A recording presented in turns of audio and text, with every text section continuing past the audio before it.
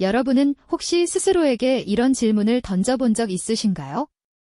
나는 어떤 재능을 타고났을까? 내 안에는 어떤 잠재력이 숨겨져 있을까? 어쩌면 우리는 아주 오래전부터 이 질문에 답을 찾기 위해 우리만의 특별한 지도를 갈망해왔는지도 모릅니다. 수백 년의 시간을 거슬러 올라 수많은 한국인의 삶 속에서 나라는 존재의 깊이를 탐색하고 숨겨진 가능성의 실마리를 찾아주었던 오래된 지혜. 그것은 바로 사주입니다. 단순히 좋고 나쁜 운을 점쳐보는 것 이상으로 사주가 우리에게 어떤 정체성의 질문을 던지고 어떤 가능성의 문을 열어주었는지 궁금하지 않으신가요? 이 오래된 지혜가 어떻게 우리 문화 깊숙이 자리 잡고 시간의 흐름 속에서도 변함없이 나를 이해하는 새로운 관점을 제시해왔는지 그 깊고 넓은 이야기를 함께 파헤쳐 볼 시간입니다. 오늘 우리는 사주가 단순한 점수를 넘어 우리 삶의 진정한 의미를 탐색하는 문화적 거울이 되어온 과정을 다각도로 조명해 볼 예정입니다.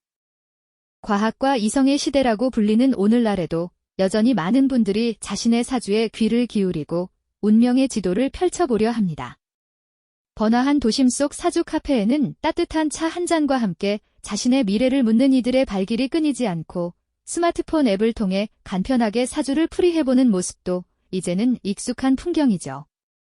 왜 사람들은 이토록 자신의 사주에 매료되고 그 안에서 해답을 찾으려 하는 걸까요? 단순히 기륭화복을 예측하는 것을 넘어 사주가 우리에게 주는 문화적, 심리적 의미는 과연 무엇일까요? 이 질문이야말로 우리가 사주에 대해 이야기할 때 가장 먼저 던져야 할 근본적인 의문일 것입니다. 어쩌면 사주는 우리 주변에 늘 존재하는 마치 공기처럼 익숙하면서도 끊임없이 궁금증을 유발하는 현상인지도 모릅니다. 예측 불가능한 세상 속에서 우리는 자신을 이해하고 미래에 대한 막연한 불안감을 해소할 통찰을 얻고 싶어 하죠. 사주가 바로 그 역할을 수행하며 단순한 미신을 넘어 우리의 삶에 깊은 공감과 위로를 건네는 문화적 장치로 자리매김한 것은 아닐까요? 이러한 궁금증을 안고 이제 시간을 거슬러 사주팔자의 뿌리를 찾아 떠나보겠습니다. 사주는 그저 하루아침에 생겨난 것이 아니죠. 이는 아주 오래전 동양 철학의 깊은 지혜, 즉 음양오행과 간지라는 근원적인 개념에서 출발했습니다. 우주의 모든 현상을 음과 양의 조화로 설명하고 만물을 목, 화, 토, 금, 수 5가지 기운으로 분류하며 그 상생과 상극을 통해 세상의 이치를 읽어냈던 것이죠. 이러한 철학적 바탕 위에 시간과 공간을 상징하는 간지 개념이 더해지면서 사람이 태어난 연월일시를 8글자로 풀이하는 사주팔자의 기본틀이 만들어졌습니다. 이러한 동양 철학적 지혜는 오랜 세월을 거쳐 한반도로 유입되었고 삼국시대부터 조선시대에 이르기까지 한국인의 삶에 깊숙이 뿌리내리며 독자적인 모습으로 발전했습니다. 과거에는 사주가 단순히 개인의 기륭화복을 점치는 도구를 넘어 국가의 중대사회까지 영향을 미쳤다는 기록이 전해집니다. 왕실의 혼사를 논할 때 사주단자를 주고받으며 궁합을 보았던 것은 물론이고 인재를 등용할 때 그 사람의 기질과 운명을 파악하는 데 사주가 참고되기도 했습니다. 이처럼 사주는 단순히 개인의 호기심을 넘어 사회 전체의 중요한 결정에도 깊이 관여하며 역사 속에서 살아 숨쉬는 지혜로 기능했던 것이죠. 이처럼 사주는 단순히 개인의 호기심을 넘어 사회 전체의 중요한 결정에도 깊이 관여하며 역사 속에서 살아 숨쉬는 지혜로 기능했던 것이죠. 그렇다면 오랜 시간 동안 한국인의 삶에 깊이 뿌리내린 이 사주팔자는 과연 우리에게 어떤 메시지를 건네고 있을까요? 특히 나라는 존재의 숨겨진 재능과 가능성을 탐색하는 데 있어 사주가 어떤 역할을 해왔는지 그 문화적 의미를 깊이 들여다볼 필요가 있습니다. 과거에는 사주가 개인의 팔자를 읽어내는 도구로 여겨졌습니다. 태어날 때부터 정해진 직업이나 배우자, 자녀와의 인연 등 거스를 수 없는 운명의 흐름을 파악하는 데 중점을 두었죠. 가령 어느 시대에는 글공부와 벼슬길이 천직인 양반과 자제가 있었을 테고 또 다른 누군가는 타고난 손재주로 장인의 길을 걷거나 혹은 방랑벽 있는 한량으로 살아가게 될 팔자를 사주를 통해 짐작하기도 했습니다. 그 시절에는 개인이 자신의 운명을 스스로 개척한다는 생각보다는 주어진 팔자를 받아들이고 그 안에서 최선을 다하는 삶의 태도가 일반적이었으니까요. 하지만 시대가 흐르면서 사주를 해석하는 관점에도 변화의 바람이 불어왔습니다. 오늘날 우리는 사주를 단순히 고정된 운명을 점치는 도구로만 바라보지는 않죠. 오히려 자기 개발의 지침서나 진로를 탐색하는 나침반, 심지어는 심리 분석의 한 형태로 받아들이는 경향이 짙어졌습니다. 사주를 통해 자신이 어떤 기질을 타고났는지, 어떤 분야에서 잠재력을 발휘할 수 있는지, 나아가 어떤 환경에서 성장할 수 있는지를 파악하려는 시도가 늘어난 것입니다. 예를 들어 옛날 같았으면 평생 한량팔자라 했을 사람의 사주를 현대에 와서는 자유롭고 창의적인 프리랜서 기질로 재해석할 수 있는 거죠. 혹은 말솜씨가 비범하다는 풀이에서 강의나 컨설팅 분야에서 두각을 나타낼 수 있다는 식으로 구체적인 진로 방향을 모색하기도 합니다. 사주는 더 이상 정해진 길을 알려주는 것이 아니라 타고난 기질이라는 씨앗을 바탕으로 어떤 방향으로 나아가야 할지를 스스로 고민하게 하는 문화적 역할을 수행하고 있는 셈입니다. 마치 나의 성격과 잠재력을 보여주는 일종의 성향 보고서처럼 말이죠. 이처럼 사주가 우리에게 건네는 이야기는 단순한 예측을 넘어섭니다. 그것은 불확실한 세상 속에서 자신의 기질과 잠재력을 이야기 형태로 제공받으며 얻는 깊은 심리적 위로이자 동시에 스스로 재능을 발견하고 가능성을 탐색하려는 강력한 동기부여의 힘이 되기도 합니다. 과학적인 사실 여부를 떠나 많은 사람이 사주를 통해 자신을 이해하고 삶의 방향을 모색하려는 이유가 바로 여기에 있습니다. 인생의 중요한 기로에 섰을 때, 혹은 알 수 없는 불안감에 휩싸일 때, 우리는 자신만의 이야기를 듣고 싶어 합니다. 나는 어떤 사람일까? 나는 무엇을 잘할 수 있을까? 앞으로 어떻게 살아가야 할까? 와 같은 질문들 속에서 사주는 우리에게 나만의 서사를 제공하며 안정감을 느끼게 하는 것이죠.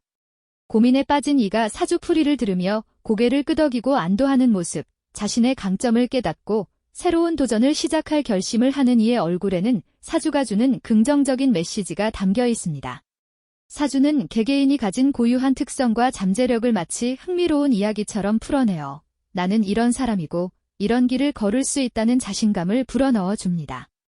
결국 사주는 나를 이해하는 하나의 전어이자 삶의 여정에서 길을 잃었을 때 나 자신에게 귀 기울이게 하는 마음의 거울과도 같은 역할을 해왔습니다. 그렇다면 사주가 이처럼 우리에게 깊이 다가오는 까닭은 무엇일까요? 이는 단순히 미래를 점치는 행위를 넘어섭니다. 수천 년 동안 이어져온 동양 철학의 깊은 지혜와 한국인의 삶이 어우러져 만들어진 말 그대로 자기 이해의 거울이자 우리 문화의 중요한 내러티브가 되어주었기 때문이죠. 우리는 사주라는 독특한 언어를 통해 자신만의 이야기에 귀 기울이고 내면의 소리를 탐색해왔습니다. 과거의 지혜가 현대인의 삶에 던지는 의미는 과연 무엇일까요?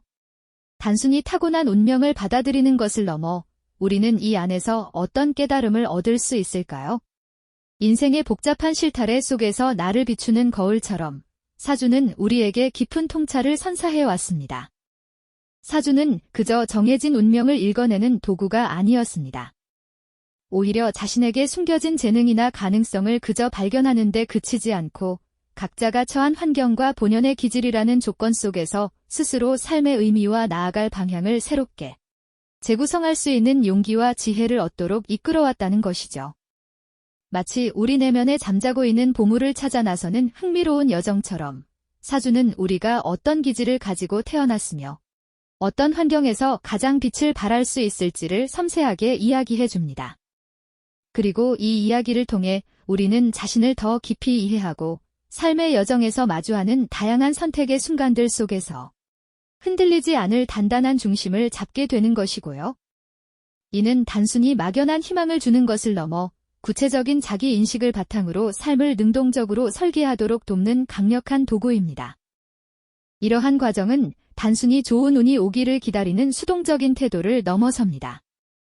스스로 삶의 주인이 되어 주어진 조건들을 능동적으로 받아들이고 변화시켜 나갈 힘을 얻는 것이죠. 예컨대 어떤 사람이 자신의 사주에서 강한 리더십의 기운을 보았다면 그는 이를 바탕으로 팀 프로젝트에서 주도적인 역할을 맡거나 새로운 사업에 과감하게 도전할 용기를 얻을 수 있을 겁니다. 반대로 섬세하고 예술적인 감각이 두드러진다면 감성적인 분야나 창의적인 활동을 통해 자신의 역량을 마음껏 펼칠 기회를 모색하게 될 수도 있고요. 이처럼 사주는 우리에게 당신은 이런 사람이고 이런 잠재력을 가지고 있으니 이 길을 걸어보는 것은 어떨까요? 하고 부드럽게 말을 건네는 현명한 안내자 역할을 해온 셈입니다. 불확실성 가득한 세상 속에서 자신만의 나침반을 찾는 것과 같다고 할 수 있겠죠. 결국 사주가 우리에게 전하는 가장 중요하고도 본질적인 메시지는 바로 이것입니다. 나라는 존재를 끊임없이 탐구하고 주어진 삶 속에서 스스로 의미를 찾아내며 능동적으로 성장해 나갈 수 있다는 것. 사주가 제공하는 이야기는 우리 개개인이 삶의 주인공으로서 자신을 돌아보고 더 나은 미래를 향해 주체적으로 나아갈 수 있는 강력한 동기부여가 되어주는 것이죠. 단순히 기름을 예측하는 기능을 넘어 사주가 가진 문화적, 심리적 가치가 바로 여기에 있습니다. 우리는 사주를 통해 자신을 이해하는 새로운 관점을 얻고 삶의 복잡한 퍼즐을 맞추어가는 지혜를 배우며 내면의 잠재력을 깨우는 경험을 하게 되는 것이죠. 오늘 우리는 수백 년간 한국인의 삶에 깊이 뿌리내린 사주가 단순한 점수를 넘어 어떻게 개인의 재능과 가능성을 탐색하고 삶의 방향을 모색하는 문화적 거울이 되어 왔는지 함께 살펴보았습니다. 불확실한 시대를 살아가는 지금, 당신은 어떤 이야기 속에서 당신만의 재능과 가능성을 찾아나가고 계신가요? 사주가 우리에게 던지는 질문은 결국 우리 자신을 향하고 있죠. 나는 누구이며 어떻게 살아가야 할까? 라는 본질적인 질문에 답을 찾는 여정에서 사주는 하나의 의미 있는 도구가 되어 주었습니다. 다음 시간에는 또 다른 흥미로운 지식 이야기로 여러분을 찾아뵙겠습니다. 그렇다면 이토록 오랜 시간 동안 수많은 이들의 삶 속에 깊이 스며들며 나는 누구이며 어떻게 살아가야 할까? 라는 본질적인 물음에 답을 찾는데 사주가 왜 이토록 중요한 의미 있는 도구가 되어 주었을까요? 과학적인 사실 여부를 떠나서 사주가 우리에게 건네는 이야기는 불확실한 시대를 살아가는 이들에게 더없이 소중한 심리적 위로와 깊은 자기 이해의 힘을 선사하기 때문입니다. 복잡다단한 세상 속에서 때때로 우리는 길을 잃은 듯한 막막함을 느끼곤 하죠. 이때 사주는 마치 오랜 시간 우리를 지켜봐온 현명한 조언자처럼 다가옵니다. 우리의 타고난 기질과 잠재력을 하나의 흥미로운 서사로 섬세하게 풀어내어 보여주면서 당신은 이런 성향을 지녔고 이러한 재능을 발휘할 가능성이 있답니다라고 부드럽게 이야기해주고요. 알 수 없는 미래 속에서 우리가 기댈 수 있는 작은 나침반이자 든든한 등대가 되어주는 셈이죠. 그 안에서 우리는 안정감을 느끼며 스스로를 탐색하게 됩니다.